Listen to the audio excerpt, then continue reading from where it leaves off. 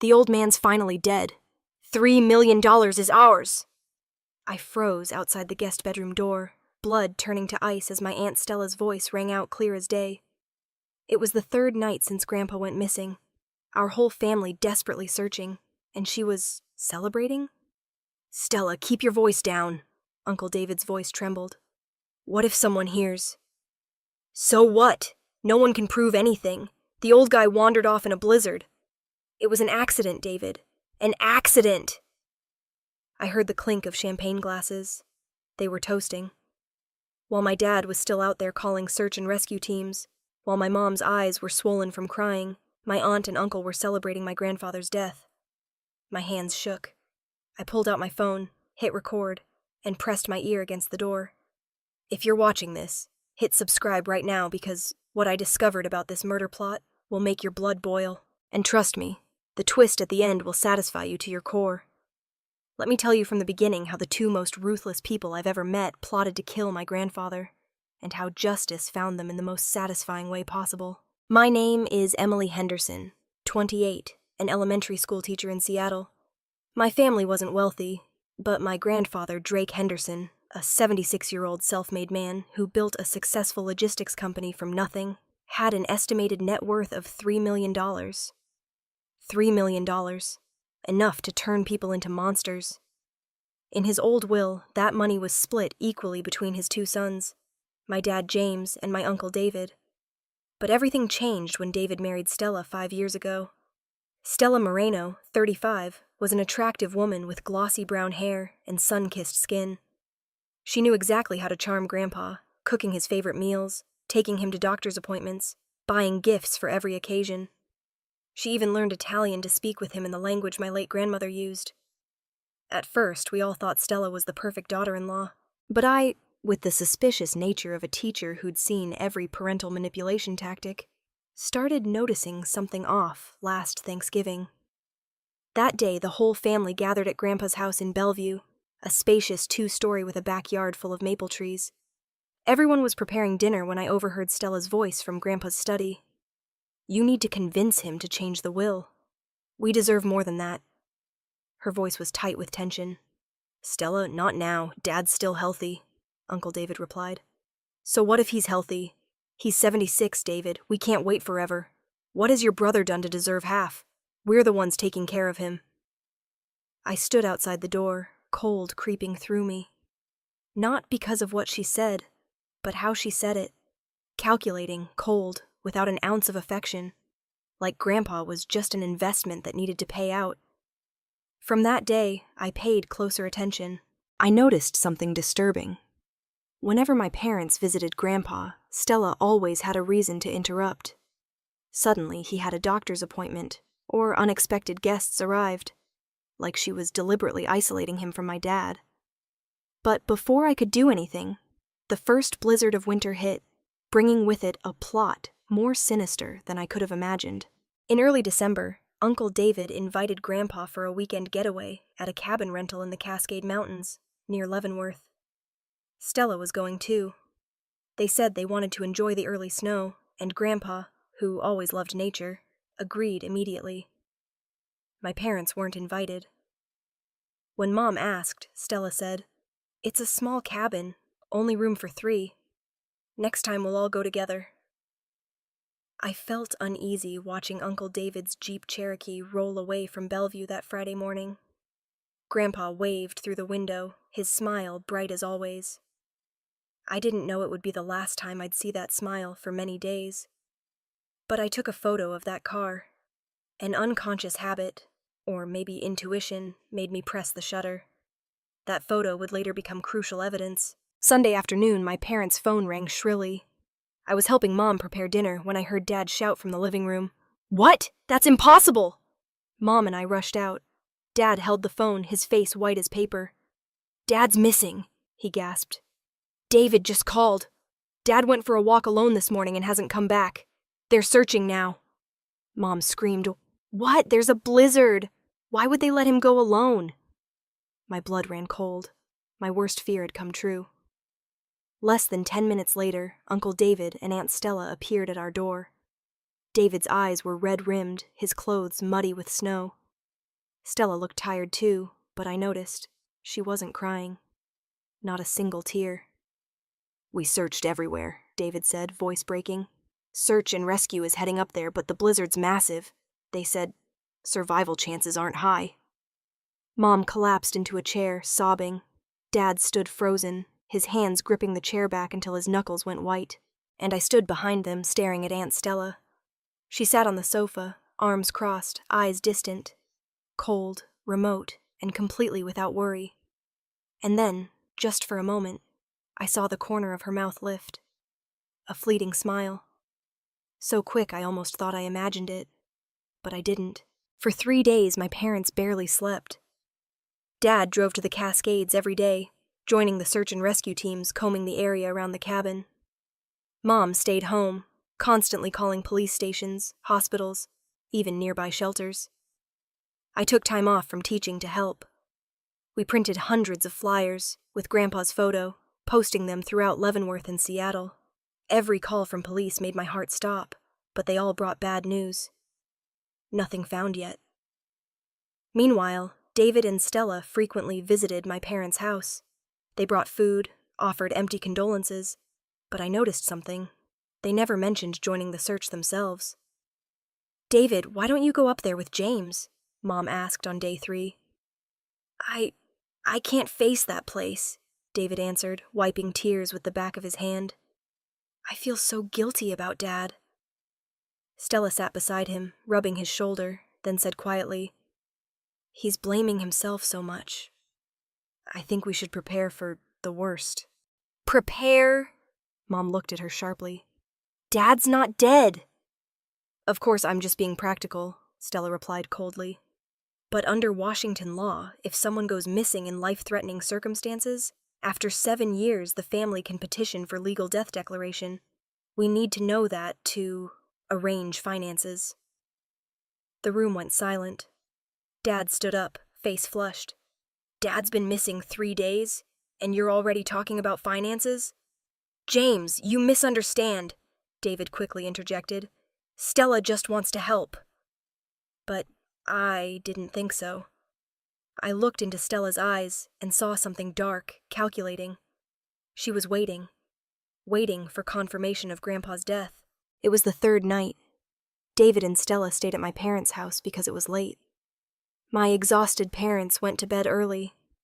I lay in bed unable to sleep, tossing and turning over all the strange details. Then I heard sounds from downstairs, glasses clinking, suppressed laughter.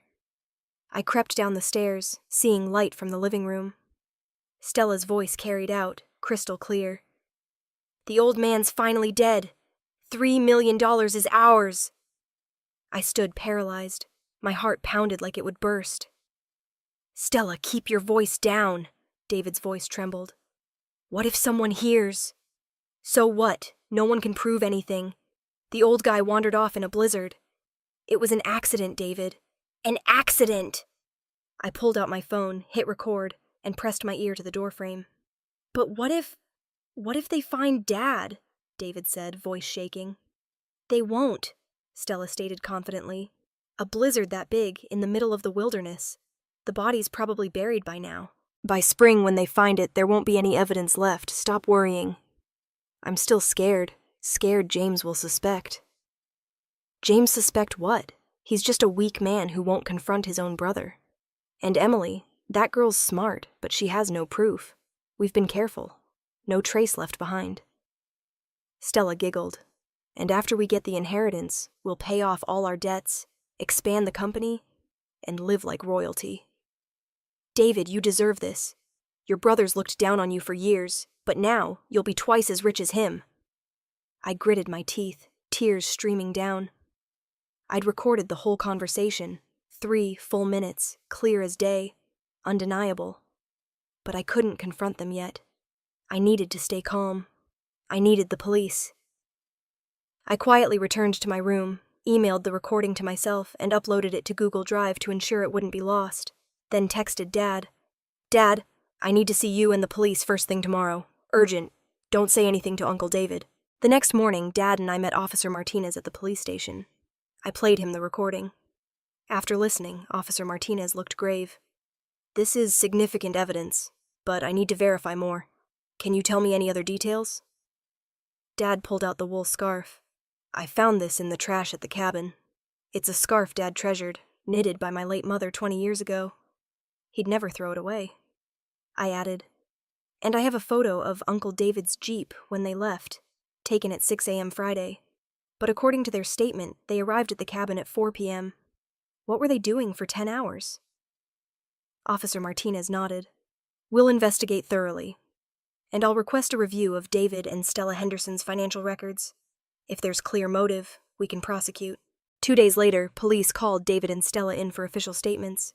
This time, they were separated for questioning. Officer Martinez called Dad afterward. We found multiple contradictions in their statements. Like what? Dad asked. David said your father went out at 6 a.m. Stella said 5:30. David said they discovered him missing at 8. Stella said 9. David said he wore a blue jacket. Stella said red. And, more importantly, when we asked about the wool scarf, David said he didn't know about it. But Stella said your father wanted to throw it away. They're hiding something, Dad said. Exactly. And financial records show their company owes over $500,000. The bank sent a foreclosure notice on their house. The motive is crystal clear. Officer Martinez paused. But without a body, it's hard to prosecute for attempted murder. We need more evidence. On day 5, Dad drove back to the cabin. This time, he brought a forensic expert to examine the scene. They found another crucial detail: footprints. 2 sets leading from the cabin into the woods, but only 1 set returning. That means your father didn't go alone, the forensic expert explained. Someone went with him, but that person came back while he didn't. Dad photographed the prints and sent them to police. Officer Martinez called back. We'll get David and Stella's shoe prints for comparison. If they match, we'll have more evidence. A neighbor speaks up. Meanwhile, a neighbor of David's, Mrs. Margaret Chen, 68, contacted me through Facebook. She said she had important information. I met her at a coffee shop. Mrs. Chen told me, Honey, your aunt said something to me in early November. She said, I wish that old man would just die so we could get the inheritance.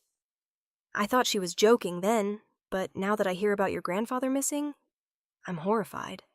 She said exactly that? I asked, heart pounding. Yes, and there's more.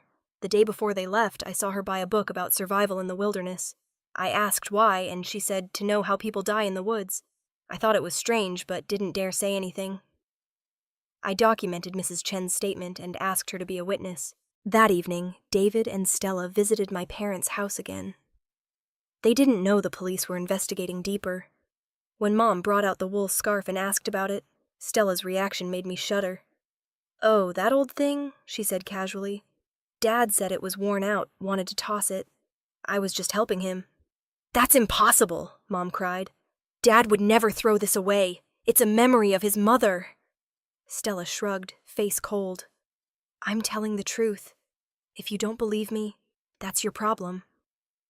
At that moment, I couldn't take it anymore. I played the recording on my phone.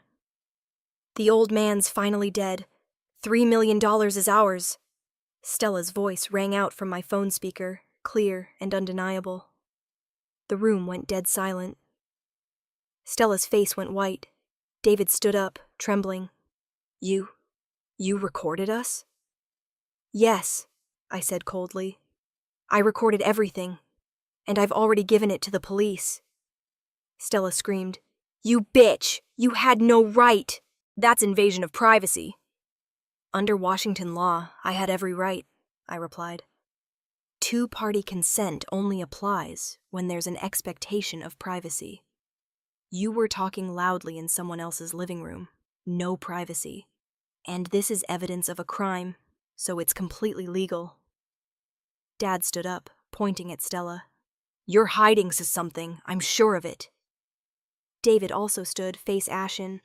What are you saying? Stella didn't do anything wrong. Nothing wrong? Mom shouted, tears streaming. Then why did she say the old man's dead? Why was she celebrating? Stella stood, face ice cold. I don't need to listen to these baseless accusations. David, we're leaving. But David didn't move. He stood still, looking at Stella with terrified eyes. "Stella, what have we done?" "Shut up!" Stella screamed, then turned and left. Day 7, exactly 1 week after going missing. A miracle happened. My parents sat in the living room, staring blankly at TV news reports with hopeless updates from rescue teams, when the doorbell rang. I opened the door and nearly fainted. Grandpa Drake Henderson stood there, face gaunt, beard overgrown, clothes tattered but eyes still bright. Beside him was a man about 50, wearing a thick fur coat, a large backpack on his shoulder. "Emily, sweetheart," he said, voice hoarse. "Grandpa's home." I screamed, "Dad! Mom! Grandpa's back!" Mom ran out, saw him, collapsed to the floor, crying. Dad hugged him tight, tears streaming down his face. "Dad, you're alive! You're alive!" Dad repeated, voice breaking. Grandpa sat on the sofa, hands trembling as he held the hot tea Mom made. The stranger, who introduced himself as Tom Bradshaw, a retired ranger, sat beside him. Grandpa told us, "That morning I woke at 5 a.m. Stella told me to go outside to see the snow before dawn, said it was the most beautiful time. I put on my coat, hat, and scarf. David said he'd follow in a few minutes with the camera." "But he didn't," I said quietly. "Right," Grandpa nodded. "I walked about 200 meters when I heard David calling from behind. 'Dad, go a bit farther, there's a better view over there.' I followed his voice, but it kept getting more distant. Then the blizzard hit hard. I couldn't see anything, tried to return to the cabin but got lost. I wandered in the woods, fell down a slope, and got buried in snow." Mom gasped. "How did you survive?" "I got lucky," he said, looking at Tom. "Tom was checking an old emergency shelter he'd built years ago. He found me, pulled me into the shelter, warmed me up, gave me food and water. I had hypothermia, exhaustion, couldn't move for days." Tom spoke up. "I don't have a phone, and the shelter's deep in the woods with no signal. I had to wait until Mr. Henderson recovered enough to walk to the main road. And today, we finally made it out," Grandpa said, voice trembling. "But there's something I need to tell you all." He paused, eyes turning cold. "I believe David and Stella deliberately abandoned me." "Dad, what are you saying?" Uncle David shouted, face pale. We were sitting around the dining table, my parents, Grandpa, Tom, me, and David with Stella. Dad called them over right after Grandpa returned, without explaining why. Just said it was urgent. When they saw Grandpa sitting there, Stella's reaction said everything. Her face went white as a sheet, lips trembling, eyes wide like she'd seen a ghost. David wasn't much better. He stood frozen, sweat pouring down despite the heater running. "Dad, you're alive," David stammered. "Disappointed," Grandpa said coldly. No, Dad. I'm so relieved. But what do you mean we deliberately abandoned you?"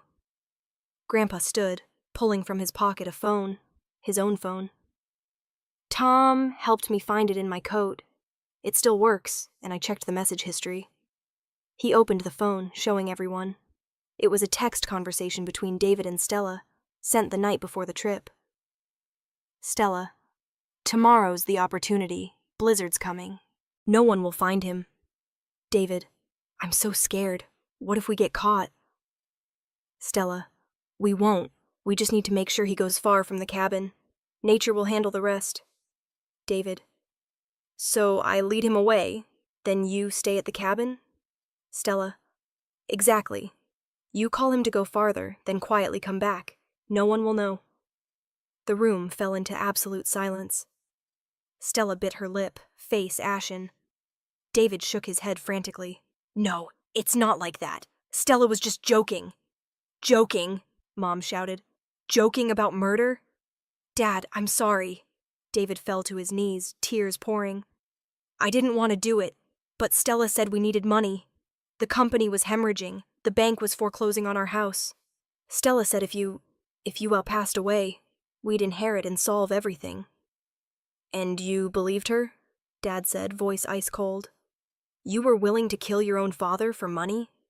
Stella stood, face twisted.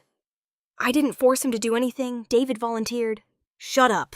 David turned on her, eyes bloodshot. You told me to do it. You said everything would be fine. Now Dad's alive and I'm going to prison because of you. Prison is certain, Grandpa said quietly.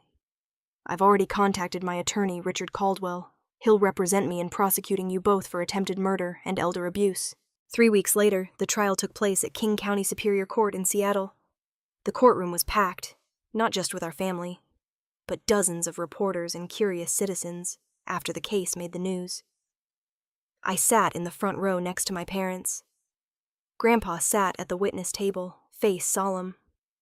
Attorney Richard Caldwell, a silver-haired man about 65, famous for his sharp advocacy, sat beside him. Stella and David sat at the defendant's table with separate lawyers. Stella maintained her cold demeanor while David constantly wiped sweat and stared at the floor. The judge, Judge Patricia Morrison, a stern woman about 55, banged her gavel. Court is in session. Prosecution, please present. District Attorney Marcus Green stood, voice resonating. Your Honor, today we will prove that Stella Henderson and David Henderson deliberately abandoned Drake Henderson, a 76-year-old man, in a blizzard with the intent to steal a $3 million inheritance. This is not only attempted murder, but severe elder abuse under Washington law. DeGreen systematically presented the evidence. Text messages between David and Stella. Messages on Grandpa's phone clearly showing the conspiracy. Emily's audio recording. The recording I captured with Stella's voice clearly saying, "The old man's dead. $3 million is ours." Tom Bradshaw's testimony. Tom described finding Grandpa in severe hypothermia, exhaustion, and disorientation. Signs of prolonged abandonment. Contradictory statements. Police documented different accounts from David and Stella about timing, proving they'd hidden the truth. The wool scarf. Dad testified about finding Grandpa's treasured scarf in the trash. Evidence of attempted cover-up. Footprints at the scene. The forensic expert presented evidence of 2 sets of prints going into the woods, only one returning, proof David led Grandpa away then abandoned him. Mrs. Chen's testimony. The neighbor testified about Stella saying, "I wish the old man would die," and buying a survival book to know how people die in the woods. Financial records. Attorney Caldwell presented evidence showing David and Stella's company owed over $500,000. The bank had sent foreclosure notices. Financial motive was crystal clear. As each piece of evidence was presented, Stella's face grew grayer. David was already sobbing, shaking his head as if to deny everything. The most powerful moment was when Grandpa testified. He sat in the witness chair, hands gripping the microphone, voice trembling but steady. "I trusted my son. I trusted my daughter-in-law. I thought this trip would be a chance to bond, to understand their lives better. Instead, they used my trust as a weapon to try to kill me." He paused, voice breaking. "I'm 76 years old. I don't have many years left, but I don't want to die in betrayal. I want to live to see justice served and to protect my other children, the ones who truly love me." He looked directly at Stella. "Stella, you deceived me. You turned trust into a weapon to harm me. But I won't let you escape." Then he turned to David, voice softer but full of pain. "David, you're my flesh and blood. I raised you, loved you, hoped you'd become a good man. But you chose money over your father. Do you know? The most painful thing wasn't being abandoned in the snow. It was knowing my own son wanted me dead." David sobbed uncontrollably at the defendant's table. Grandpa continued, voice rising. "But I want to tell everyone. Family isn't just about blood. True family is about love, respect, and loyalty. Anyone without those things doesn't deserve to be called family." The entire courtroom fell silent. I saw several people in the gallery wiping tears. Even Judge Morrison paused, reaching for a tissue. After 3 days of trial and 2 hours of jury deliberation, the judge delivered the verdict. Stella Henderson is found guilty of attempted murder in the first degree and elder abuse. The defendant is sentenced to 15 years imprisonment, no early parole. David Henderson is found guilty of complicity to attempted murder and elder abuse. The defendant is sentenced to 8 years imprisonment, eligible for parole review after 5 years with good behavior. Judge Morrison banged her gavel, voice stern. Additionally, the court orders the defendants to pay Drake Henderson $250,000 in damages for emotional distress and legal fees. All assets Drake Henderson previously supported, including mortgage payments, business loans, and credit cards, will be frozen and recovered. Stella stood, screaming, "This isn't fair! I didn't do anything wrong! That old man's making it up!" Judge Morrison banged her gavel hard. "Order in the court! Defendant will be silent or face contempt charges." Stella was led away in handcuffs, face contorted with rage, still shouting, "I'll appeal! You'll all pay!" David fell to his knees, sobbing, looking at my dad. "James, I'm sorry. I'm so sorry to Dad. I'm sorry to everyone." Dad said nothing, just turned away, but I saw tears on his face. Grandpa stood, shaking hands with Attorney Caldwell, then said quietly, "Thank you. Justice has been served." It has been 6 months after the trial. Our family's life had completely changed. Grandpa revised his will with strict provisions to prevent future exploitation. Inheritance released in stages with oversight from an independent attorney and trustee. Any signs of elder abuse result in immediate disinheritance. 30% of assets reserved for charity, unchangeable. David's inheritance reduced to 10%, only receivable after prison release and proving good rehabilitation for at least 3 years. But most significantly, Grandpa established a new charity, Henderson Foundation for Elder Care, with initial funding of $500,000. The foundation focuses on 3 areas: public education about elder rights and safety, healthcare for seniors without adequate insurance, legal support for elder abuse victims. Grandpa told me, "Sweetheart, I survived not for revenge, but to help others less fortunate. So many elderly are abandoned, abused, or exploited by family. I want them to have a voice, to have protection." Every month, my parents and Grandpa participate in foundation events, legal workshops to free health screenings. I volunteer teaching classes about legal rights for senior citizens. In the first year, the foundation helped over 200 elderly people, from those whose children stole their assets to victims of emotional abuse. Each success story made Grandpa smile, and I knew this was how he healed his own wounds. 2 years later, David was transferred to a minimum security facility in eastern Washington, allowing community service work. He wrote monthly letters to Grandpa and Dad, apologizing and sharing his rehabilitation journey. One letter read, "Dad, I know I don't deserve forgiveness, but I want you to know, I was wrong. I let greed blind me. I let Stella manipulate me, but that's no excuse. I'm an adult. I must take responsibility. Every day in prison I think about you, the cold you endured, the fear you felt. I'll never forgive myself. But I'm asking for a chance. Not now, but when I prove I've changed. I love you, Dad." My dad, always soft-hearted, visited him once. He came back saying, "David's changed. He really regrets it.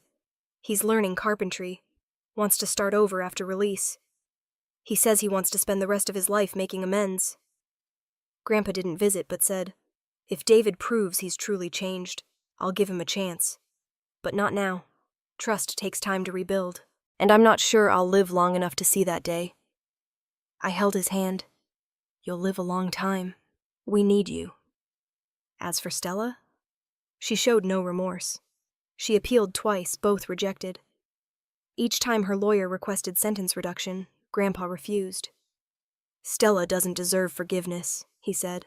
"She tried to kill me, and I'll never forget." Grandpa's story made the news and became a case study in Washington state elder abuse training programs. Many other seniors, after hearing the story, found courage to speak up about their experiences. Numerous new cases were prosecuted. An 82-year-old woman named Mrs. Liu contacted our foundation. She shared how her son had stolen her bank accounts and forced her to sign over her house. With legal support from the foundation, she sued and won. She recovered her assets, and her son was sentenced to 5 years. Grandpa said, "That's why I do this. One story can change hundreds of lives." Sitting in Grandpa's living room one autumn afternoon, I watched him reading in his favorite armchair. Grandma's knitted scarf still draped over his shoulders. My parents sat nearby discussing plans to expand the foundation. Tom Bradshaw, who saved Grandpa, was also there, having become part of our chosen family. I realized true family isn't about shared blood.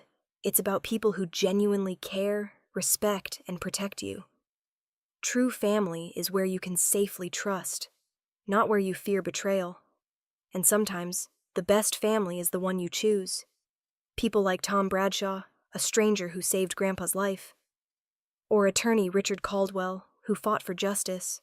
Or the community of volunteers in our foundation, who join us in protecting the vulnerable. I also learned greed can turn people into monsters, but compassion can turn pain into power to change the world. Grandpa once told me, "Emily, don't let bad people make you bitter. Let them remind you to become a better person." And I did. I continued teaching, participating in the foundation, believing in human goodness, despite witnessing humanity's worst. If you or someone you know is experiencing elder abuse, please call the National Elder Abuse Hotline immediately. 1-800-677-1116. You're not alone. Help is available.